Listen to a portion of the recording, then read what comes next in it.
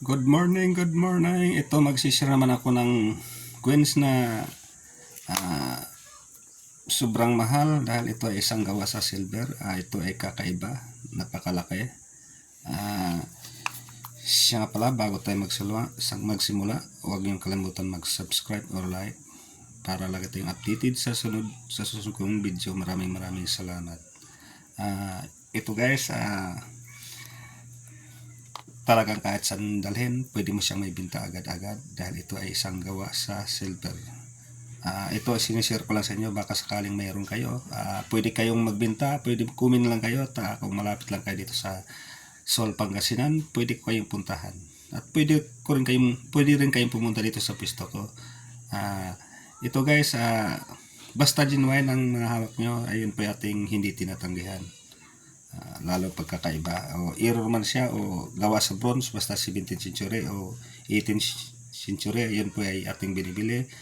Kahit bago man siya, basta error o silver, hindi rin natin tinatanggihan. Okay, umpisa na natin ang ating mga koleksyon. Ito guys, nakikita nyo guys, napakalaki. Ito guys, 50 peso. 1999 to 2008. Ito guys, bibihira lamang ganitong klaseng coins dahil ito ay malalaki talaga, mahigit 100 grams. United States of America quarter dollar commemorative.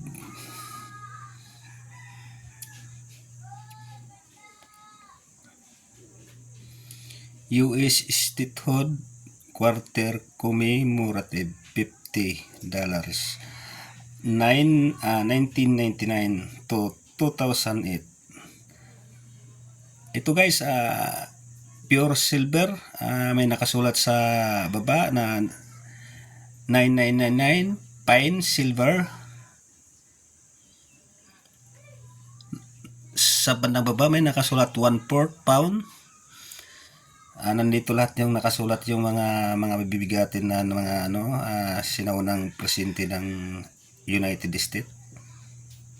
Ito guys, bibira lamang ito. Kung mayroon man kayo, pwede ko yung puntahan. United States of America in God with Truth, Liberty.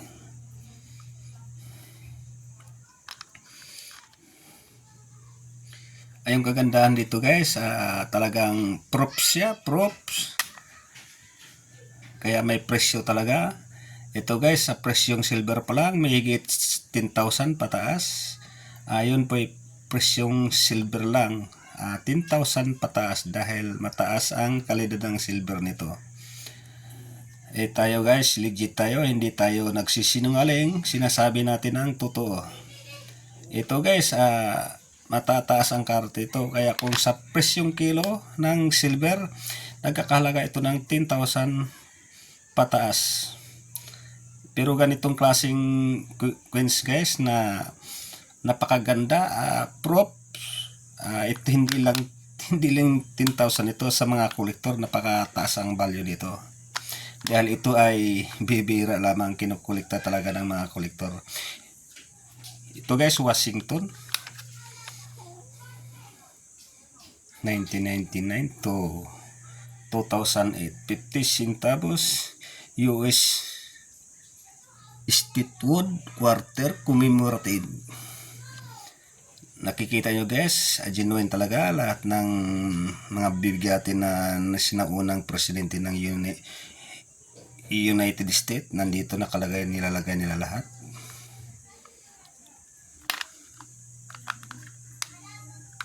Okay, next tayo. Dito naman tayo sa number 2. Ito guys, ganun pa rin guys. Ito guys, galing to sa isang kolektor. Siyempre, tumaas ang silver, bininta niya ng per kilo. Pero para sa akin, panalo na ako nito dahil ito ay isang props. Bukod sa props, bibira lamang ito. Ilan lang kolektor ang may hawak ng ganito. United States of America, Liberty in God with Truth.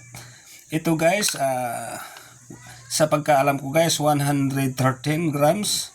Kaya sa presyong kilo pa lang guys, nasa mahigit 10,000 na. Ito guys, bago pa lamang siya, 1999 to 2008. Pero napakamahal. Alam mo kung bakit? Dahil isa siyang gawa sa silver. Nakita nyo sa baba, 999 fine silver, 1/4 pound. Napakabigat talaga dito. Hindi to pwedeng ilalagay mo lamang sa bulsa mo dahil ito ay napakabigat. Bukod doon, napakalaki. Props. Baka sakaling meron kayo dito, pag-usapan natin. Pwede natin bilihin kaagad o pumunta kayo. Basta genuine yung hawak nyo. Yun po yung ating binibili.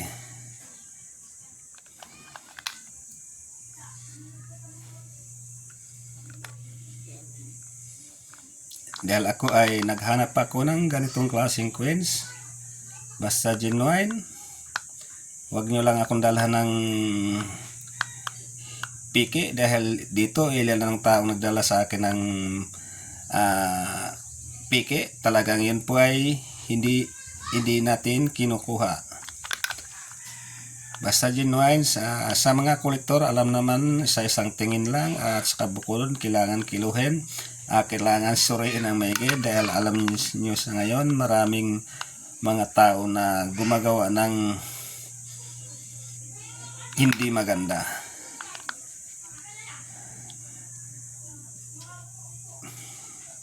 Binibinta ng mahal pero yun pala ay isang piki, isang tubog. Kinapalan lang nila ng tubog ng silver. Pero sa mga kolektor guys, yun ay hindi lulusot dahil hindi lang tayo isang kolektor, napakarami tayo, kaya hindi pwedeng lulus yung mga ganon. Ito guys, maganda talaga siya. Dalawa lang ito guys. Naghanap ako ng ito kasi gusto ko gagawin ko siyang 5 hindi kaya 6. Kahit mayroon ako, patuloy pa rin tayong bumibili dahil ito ay isang investment. Ito guys, 10,000 pataas. Depende sa kondisyon. Depende sa kondisyon. Ito ay isang proof. United States of America, Liberty in God we trust. Sa likod niya man yan, US Statehood Quarter Commemorative $50. 1999 to 2008 999 fine silver 1/4 pound. Nandito lahat yun nakasulat sa mga gilid guys, yung mga pangalan ng mga bibigatin na sinaunang presidente ng United States.